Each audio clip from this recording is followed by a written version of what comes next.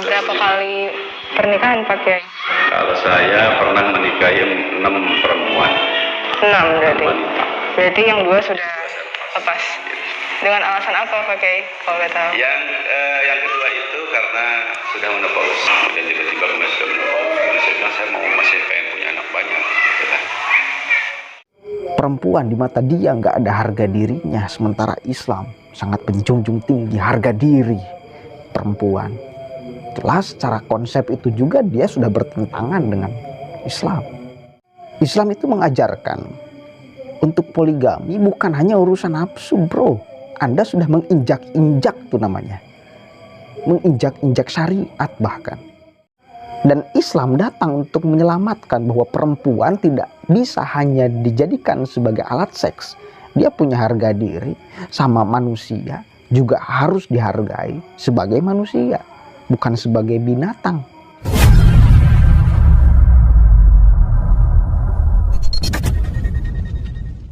Assalamualaikum warahmatullahi wabarakatuh. Hamdan syukranillah, amma ba'd.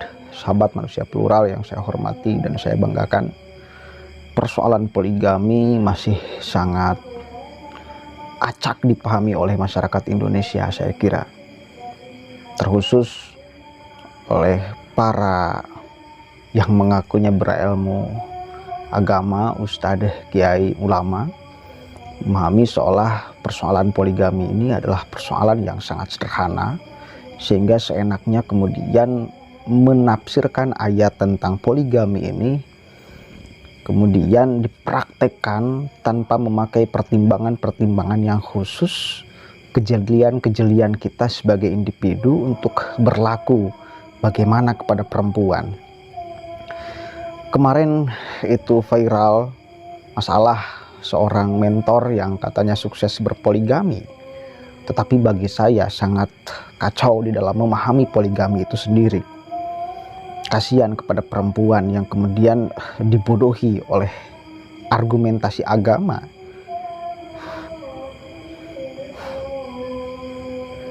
Para perempuan itu saya melihatnya kemudian juga sebetulnya kurang rela untuk dipoligami, tetapi karena ada syariat yang kemudian membolehkan, maka mau tidak mau dilaksanakan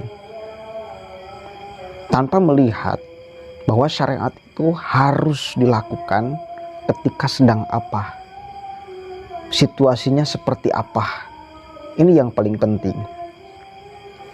Di dalam Al-Quran memang poligami itu dibolehkan, masna wa sulasa wa ruba, fa in khiftum alla ta'dilu fawahidah. Boleh 2, 3 atau 4, maksimal 4 untuk umat Nabi Muhammad SAW. Tetapi mari kita telisik asbabun nuzul dan kita melihat konteks zaman pada saat itu. Ya, kita melihat konteks zaman pada saat itu. Apakah poligami, menikahi lebih daripada satu perempuan, itu hal yang tabu di Arab, di mana Al-Quran diturunkan? Bukan. Ya, poligami, mempunyai istri lebih daripada satu, itu kemudian melekat di masyarakat Arab. Bahkan kebablasan. Abu Jahal itu sampai memiliki istri itu 19. Nabi Muhammad punya istri 9. Ada yang mengatakan 10, ada yang mengatakan 11. Di rata-rata orang Arab pada saat itu kemudian punya istri yang banyak-banyak. Nabi Muhammad itu paling sedikit istrinya. Ya, itu pun mungkin pertimbangan dengan punya istri 9. Ini kalau umatnya melakukan itu tidak akan mampu, karena ada yang harus kemudian dikedepankan adalah keadilan. Dan pangkat Nabi Muhammad sendiri mungkin untuk kemudian bisa berlaku adil ke semua istrinya ini susah, sehingga mengharuskanlah ataupun kemudian membolehkanlah pada umatnya mentok sampai 4. Ada persoalan yang sangat urgen di sana, adil. Ya. Nah, kemudian juga kita melihat Nabi Muhammad poligami kepada siapa? Perempuan pada saat itu sangat benar-benar diinjak-injak harga dirinya, diinjak-injak martabatnya. Nabi Muhammad menikahi orang, menikahi perempuan itu untuk menyelamatkan harkat derajat martabat perempuan. Kita lihat Nabi Muhammad pas awal nikah dengan Siti Khadijah. Beliau umur 25 tahun, Siti Khadijah umur 40 tahun. Enggak menikah lagi sampai pada akhirnya Siti Khadijah meninggal. Begitu setianya Nabi Muhammad. Ya, kok ini ada ustadz yang menceraikan? Saya greget juga melihatnya ya. Karena ini bagi saya parah banget. Bagaimana kemudian dia menafsirkan yang dikatakan syariat Islam. Ini kita lihat dulu ya videonya sebelum kita akan masuk. Sedikit untuk memberikan pandangan ya kepada perempuan-perempuan khususnya yang awam. Karena sasaran-sasaran mereka itu saya yakin orang awam. Bahkan orang yang punya ekonomi yang menengah ke bawah. Anak-anak muda. Rata-rata. Kita lihat sedikit ya wawancaranya. Karena ini lagi trending. Saya pun diminta untuk coba tuh bahas tentang poligami. Ya saya mencoba memberikan pandangan sedikit ya tentang poligami ini. Kita lihat dulu ya. Ini di mata Najwa. Narasi. Istri kedua dari Ayah Hafidin. Saya Amira Salsabila, saya istri ketiga dari Coach Hafidin. Saya Fidah, istri keempat dari Ayah Hafidin. Saya Hafidin dan saya mentor poligami. Peserta yang semuanya perempuan ini adalah mereka harus taat pada suami. Taat sebagai syarat mutlak.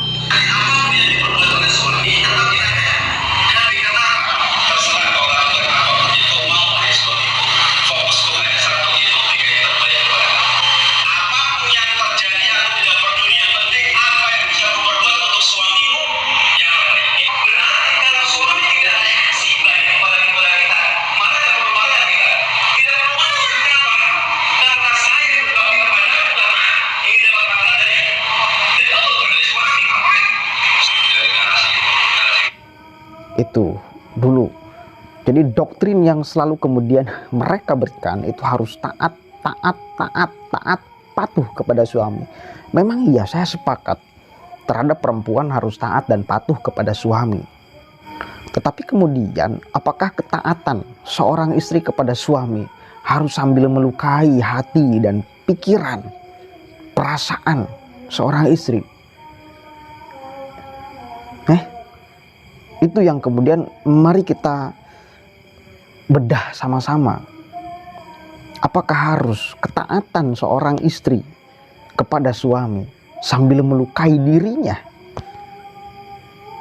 Katakan di poligami. Dan parahnya kalau sudah tidak suka ya udah ceraikan. Ada nggak sejarah Nabi Muhammad menceraikan istri? Dari mulai kemudian Nabi Muhammad nikah sama Siti Khadijah. Ada nggak? Nggak ada. Terus Anda nyontok dari siapa? Itu pertanyaan saya. Itu pertanyaan saya. Artinya jangan sampai disalahpahami seolah bahwa ini adalah doktrin ajaran Islam. Mutlak ini ajaran Nabi Muhammad.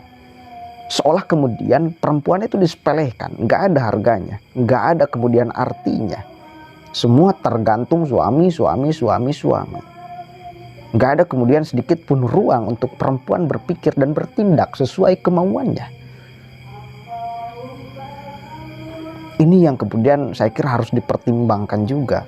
Karena satu kali lagi, poligami pada saat itu saya melihatnya itu sesuai konteks zaman dan wajar. Karena sebelum pra-Islam itu luar biasa satu kali lagi peradaban di sana. Bagaimana perempuan itu sangat hancurkan harkat, derajat, dan martabatnya. Satu kali lagi, pernikahan 1, 2, 3 itu sesuatu yang masa iya sih Anda punya istri cuma 1, 2, 3, 4, 5, 6? Minimal belasan. Bahkan satu kali lagi Abu Jahal punya istrinya 19. Itu kemudian kebudayaan di sana. Konteks zaman pada saat itu saya kira ya memang mau bagaimana juga ya sudah seperti itu sebelum turun Al-Quran. Maka Al-Quran hadir untuk kemudian meminimalisir kerusakan atau bahkan menghentikan kerusakan. Coba kalau misal kemudian Al-Quran ngomong langsung harus satu, sementara kebudayaan pada saat itu sebelum Islam datang itu perempuan, mana ada harga dirinya perempuan. Perempuan hanya dijadikan alat nafsu seks laki-laki saja. Apa coba?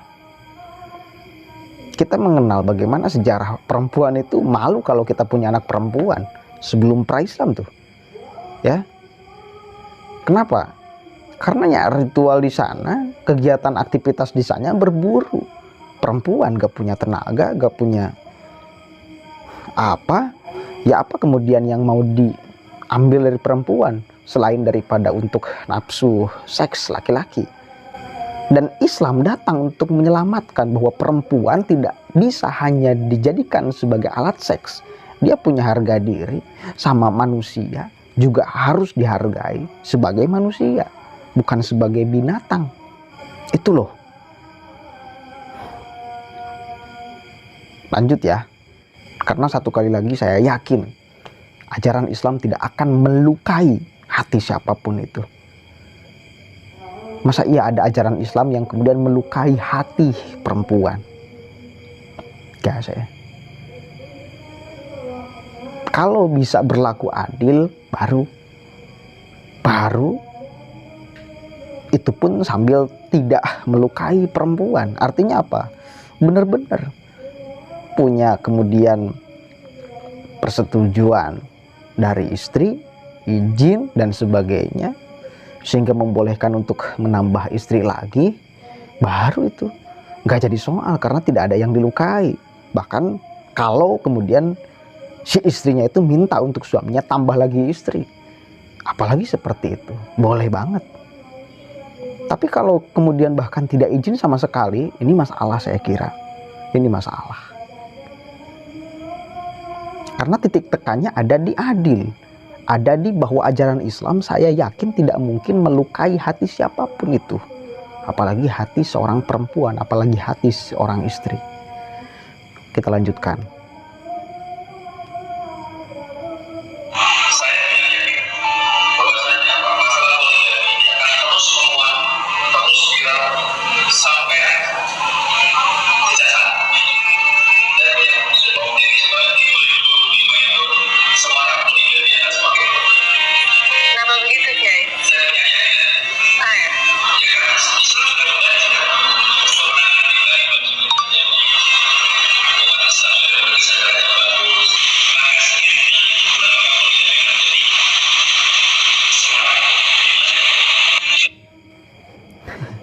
Oh ternyata dia punya referensi tentang bahwa Islam itu kemudian kepada Taliban. Rata-rata ustadz-ustadz yang suka poligami itu yang ngiblatnya ke sana semua. Aneh saya juga. Ya ngomong kejayaan Islam sudah kemudian kembali, kesadaran orang-orang Islam sudah kemudian kembali.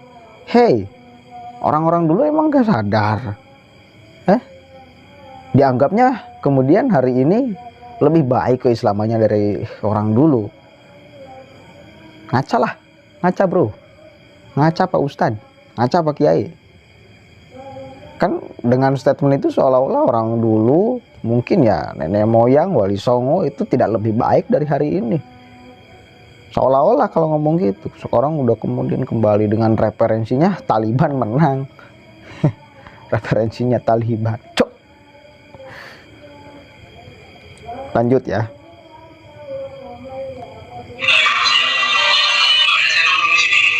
Berarti total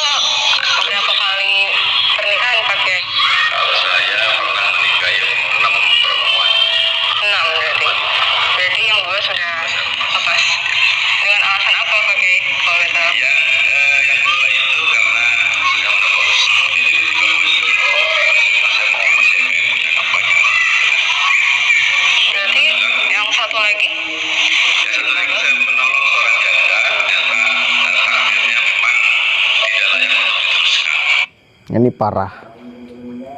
Ini parah banget. Dia menceraikan istri yang 2, dia mengaku sudah menikah 6 kali. Ya. Dia menceraikan istri yang 2 itu, yang satunya karena monopois. Anda tahu satu kondisi di mana perempuan sudah tidak bisa melahirkan. Mau alasannya atau karena usia atau karena ada penyakit, dia ceraikan. Gila ini orang. Gila bener. Gak habis pikir saya. Ya mungkin atas dasar syariat dia tuh. Cuma pemahaman tentang syariatnya ini yang kemudian harus diluruskan. Dan aneh sekali. Kenapa bisa jadi mentor? Parah ini parah ini. Menceraikan satu kali lagi karena sudah tidak bisa lagi punya anak. Mungkin sudah punya, tapi karena ingin lagi bertambah hingga kemudian diceraikan. Ini kurang ajar, sangat kemudian menginjak-injak harga diri perempuan. Lanjutkan dulu ya.